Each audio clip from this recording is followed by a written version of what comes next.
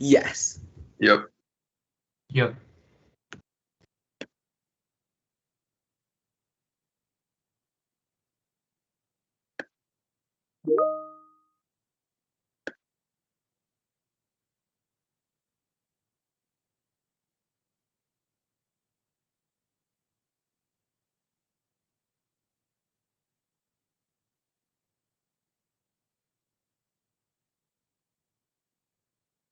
Thank you.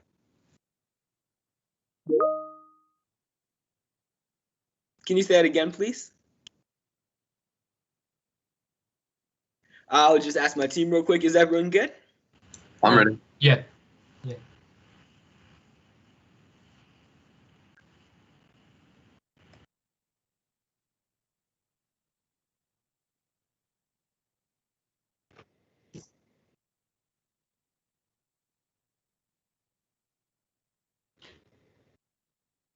Thank you for the opportunity to introduce our business, Trendsy Consulting. I'm Jefferson Cooper, President.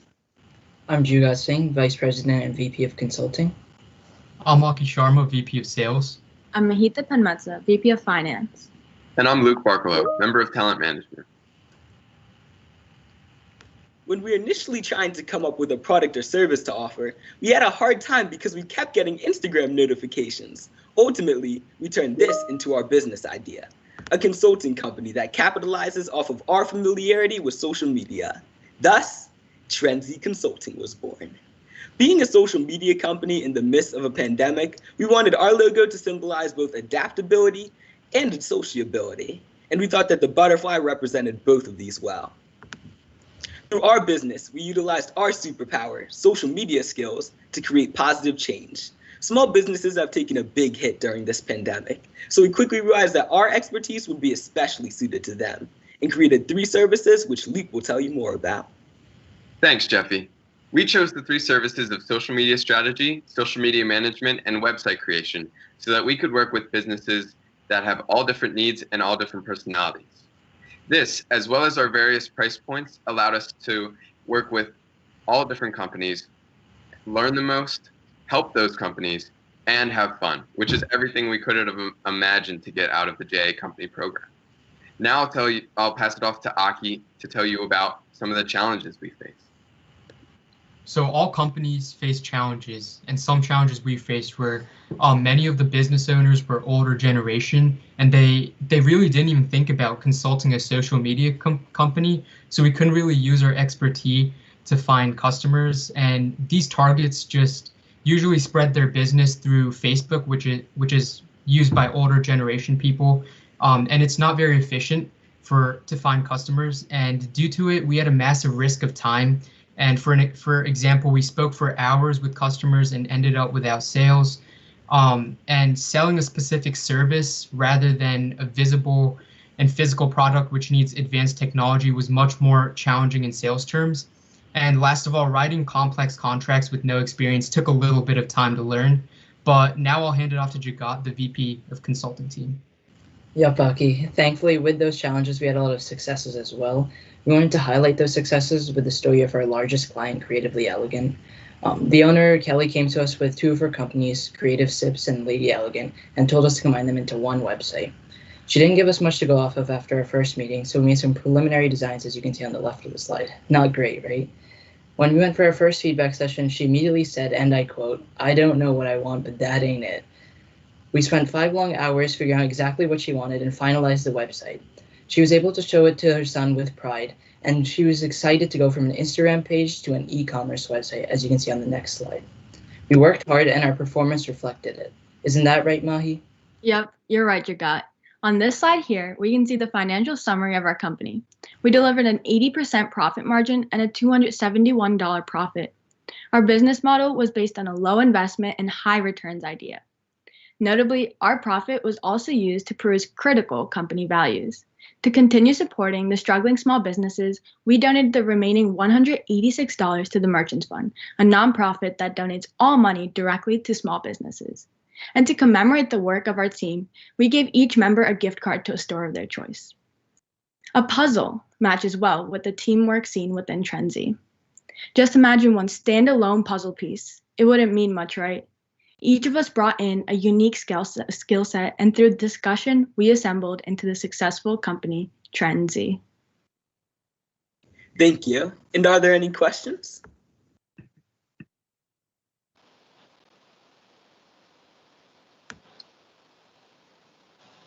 So this is Jim. So I'll start with probably one of the more interesting. So I don't know what I want, but that ain't it.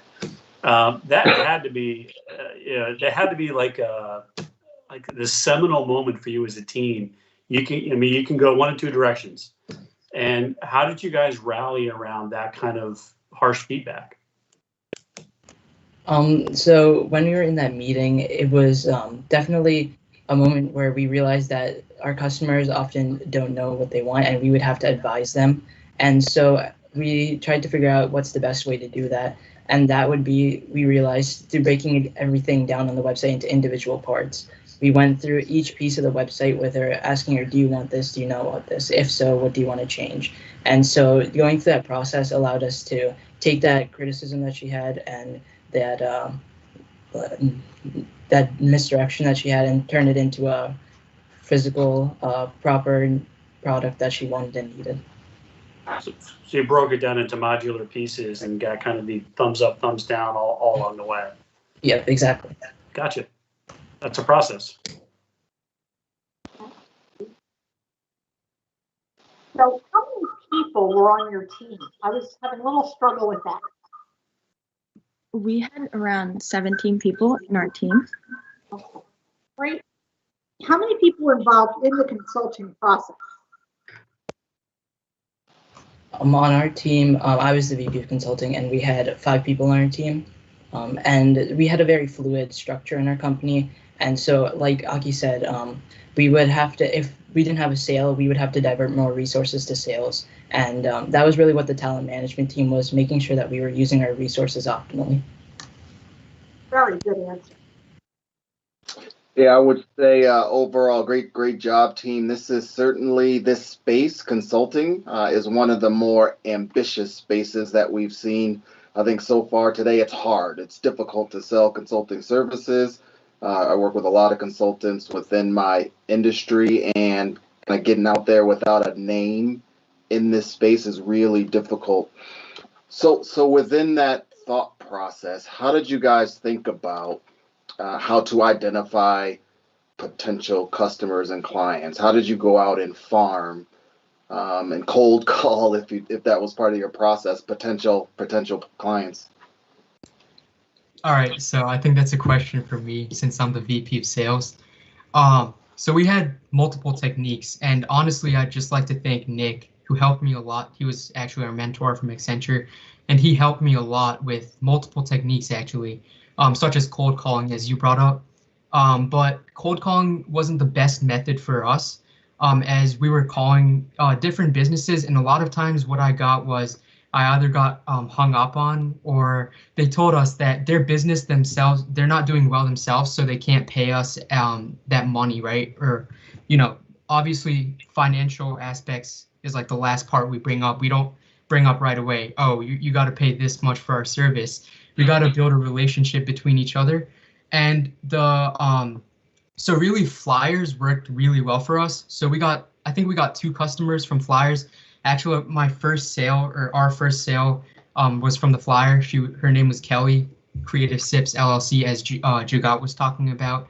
And she called over from Philadelphia, and it was an unknown number, and I really didn't know what the number was. So I picked it up, and it was just our first sale. And honestly, just going to that, thinking about our first sale as a high schooler, and I'm more of a shy guy, and that's kind of ironic since I'm a sales guy.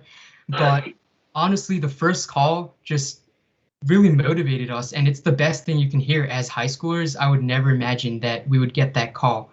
So just going back to your question, since I was kind of rooting off, flyers were the best techniques, and also we sent emails, and yeah, cold calling also was a technique, but didn't work the best for us. And something that we noticed was something common that most high schoolers would resort to is social media for advertising. But ironically, we are social media consultants, and we're targeting audience and our customers that don't have experience with social media. So this is why like we had to find alternative ways to really show our product off rather than just using social media as a platform. Yeah, fantastic. Great learnings. Absolutely great learning. What was the biggest obstacle you faced throughout?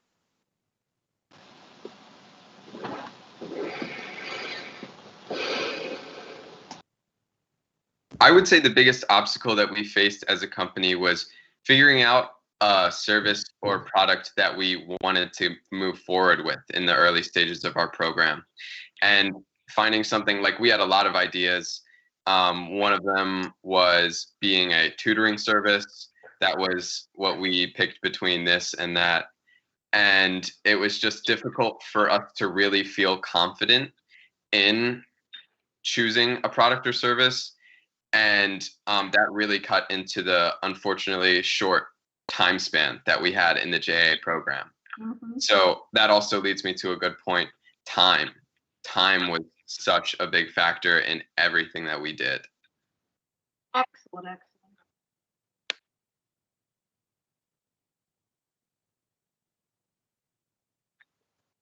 Thanks, Joe. Thank you. Good job, guys. All right. Well done. Thank you. Thank you. Thank you.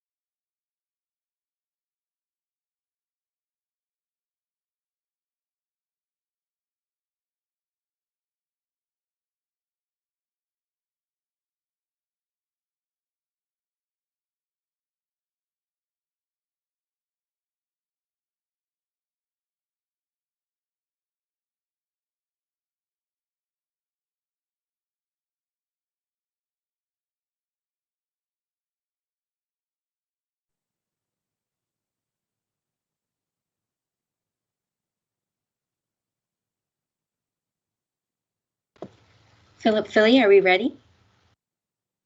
Ready? Yeah. Yeah. Ready.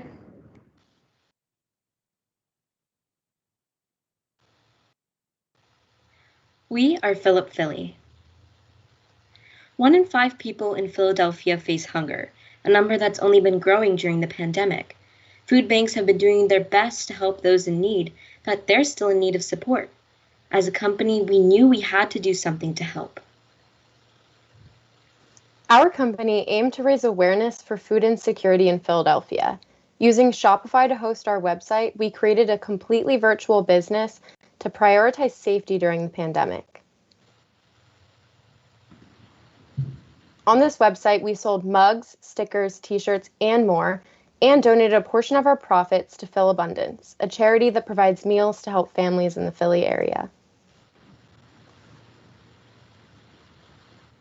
How are we going to reach such a large target market from online was a question that was fresh in marketing's mind as we worked through our Philip Philly campaign. With so many products and therefore a very large target market, we wanted to make sure we could reach as many different groups of people as possible. To accomplish this, we created a product that spread awareness all on its own. The logo itself, mentioning Philly and showing the food within, sparks conversation and inspires someone new to begin supporting the movement. We also focused heavily on our Instagram, website, and email campaign, some of which are pictured below. Supply Chain developed a website using Shopify and Printful where customers can purchase our products on the website and have it shipped to them. This method is called drop shipping. This new idea was not easy for Supply Chain to master at first, but gradually it morphed to become our strength. It's when an order goes from Shopify to a Printful warehouse who makes the product and then ships it out. The virtual company and website allowed for us to reach customers on a national scale. Our initial challenge of an online environment soon became our strength. This year, the sales team faced the challenge of finding the best way to gather market research and sell our items in a virtual setting. We gathered 40 responses from our market research survey filled out by friends and family to aid in creating and pricing our products. To spread the word about our product, we developed a flexible sales pitch for company members to send to their friends and family. We also spread the word by establishing a social media presence through our Instagram and TikTok account. At first sight, the new virtual environment seemed like a challenge, but eventually came to work to our advantage in helping us reach $1,304.63 in total sales.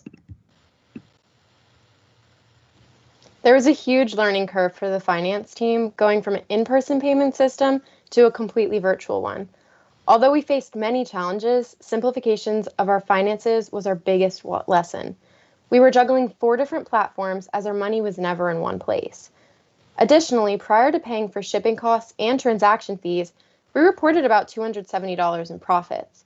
After paying over $100 in shipping fees and the transaction fees, our profits went down to about $90. Had we been more agile, we would have been able to double our profits and increase our average profit per order, which went from $13 to $10 when we started offering free shipping on orders over $50. Although Philip Philly remained live for only 1 month, we knew we couldn't just end it here. After closing, we continued to post on our Instagram about how to get involved through Phil Abundance. In addition to these posts, the continued use of our products will keep spreading awareness and sparking conversations about hunger. As a company, we recognize that our work to end hunger doesn't end here, and we all hope that the values of Philip Philly will have a lasting legacy. Overall, we learned a lot this year about perseverance and flexibility. It was a difficult process, but knowing that we were helping to feed people in our community made it worthwhile. Thank you. We look forward to your questions.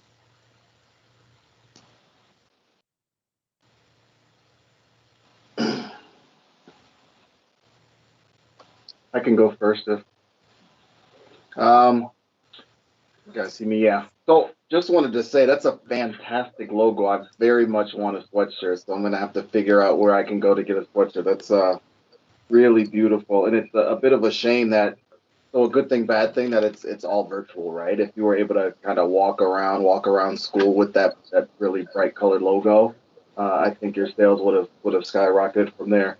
How did you go about identifying kind of this as your product? I'd like to pass this question to Ella. Yeah, as a company, we began with a pretty extensive process of brainstorming. We wanted to make sure we really fleshed out what this year's virtual setting would mean for us and whatever product we decide to go with. So after using shared idea boards and speaking through our thoughts with different breakout rooms of people, we ultimately narrowed it down to 3 ideas, which honestly wasn't easy. It was difficult thinking of products that would work online. From there, we decided to pretty extensively weigh the pros and the cons. We did SWOT analyses, and we saw that the biggest pro to Fill Up Philly was how different and unique the idea was. For many of us who had been in JA in previous years, it had always been the same. It was we would buy a product, we would rebrand it, and we would sell it in person. This year was going to be so different. We decided that the best way to meet this new situation we are in was to take our company in a totally different and new direction. So our idea of this marketplace allowed us not only to have one product, but have as many or whatever products we wanted. So instead of focusing as much on the products, we focused on the movement that all of our products would be branded with. So ultimately, there was just so many pros to the idea of Fill Up Philly and the logo and just the idea behind it. And so all the way through, and especially now, we're so happy that we went with that idea. Yeah, that's great. Thank you. Very well done. You gave us so much great information and really gave us so many parts of your thought process. Tell me a little bit, you said something that intrigued me. I like that you did the market research survey. I think that was very important. Reached out to 40 friends and family. And then you talked about a flexible sales pitch. Tell me a little bit what you mean by that. Yeah, I can pass this question to Ryan. Yeah, this year, it was definitely really hard to sell, obviously, in a virtual environment. I think that's what every company experienced this year. So by creating a flexible sales pitch, making it maybe a little bit more casual to fit, maybe sending through a text or through a social media message, made it a lot easier to connect with our customers on a less formal basis and to sell our products better. Adding on to that, we created a template and sent it out to all of our company members, allowing them to sub in their name or include information that they think might appeal to the people that they're reaching out to.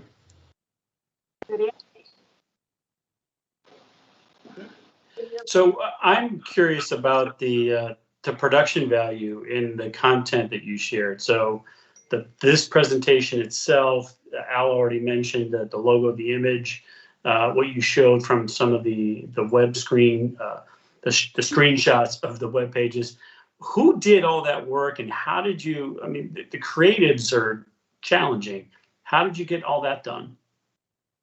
This year, our marketing department was very diligent, so I'd like to shout out Ella, our VP of marketing, and also allow her to talk a little bit to how they came up with the ideas. Yeah, throughout the whole process, we started out knowing that we wanted to be as creative as possible and give every person as much freedom as possible to think of different and new ideas while also staying cohesive.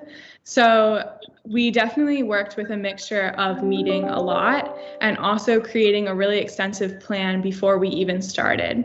So for our Instagram specifically, which is the thing that we decided to put the most effort into, we came up with colors that we wanted to stick to, and we also came up with certain types of posts that we were going to stick to. So we had 4 different types of posts, just an example of like 2 of them. One would focus on our charity, one would focus on the product, stuff like that. And then we kept to those 4 posts each week. And we gave each person, we had 4 people in our marketing team, so each person would take one of those types of posts. So that kept consistency for that type of post. And obviously we shared ideas between each other during like our meeting for JA that week, and also meetings apart from JA, so meetings we had on our own, and just made sure to share ideas and keep everything cohesive.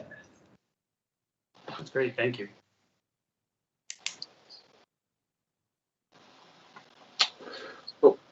I don't know if we have more time. Any, from a supply chain perspective, any thoughts on how you may have modified your supply chain if it was not a 100% virtual environment? Yeah, I'd like to pass this question to Eloise. Yeah, so great question. If this wasn't an all virtual environment, we'd most likely take more time into like the packaging like looks, because we used a supplier Printful and they had a very structured way that they wanted like their packaging to be sent out. But if we were able to ship the product that Printful gave to us to a hub location and then package it the way we wanted, like maybe with our logo or like a color on our packaging, then I think that would have been a nice additive that we could have done to make our customers just like appreciate the company. Sure. Great answer, Louise. Thank you.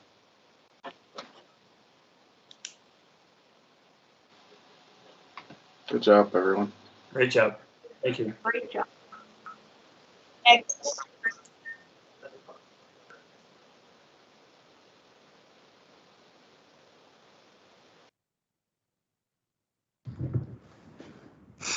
Well, thank you very much. Wow, it's a couple of things. When you're at the end, you've always got to remember everybody to thank, right?